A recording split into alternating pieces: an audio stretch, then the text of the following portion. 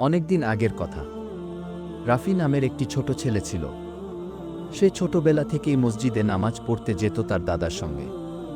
কিন্তু বয়স বাড়ার সঙ্গে সঙ্গে তার ব্যস্ততা আর মোবাইল গেমের প্রতি আসক্তি তাকে নামাজ থেকে দূরে সরিয়ে দেয়। একদিন তার স্কুলে হঠাৎ করেই এক ইসলামিক বক্তার প্রোগ্রাম হয়।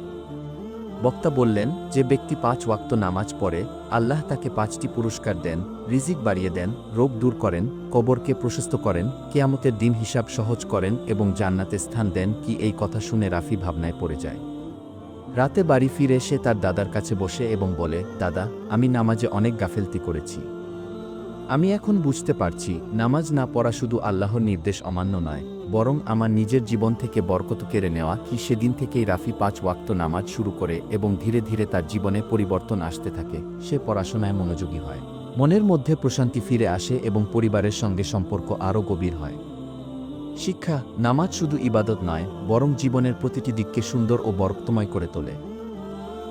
যারা নামাজকে জীবনের অগ্রাধিকার বানায়, আল্লাহ তাদেরকে দুনিয়া ও আখেরাতে সম্মানিত করেন।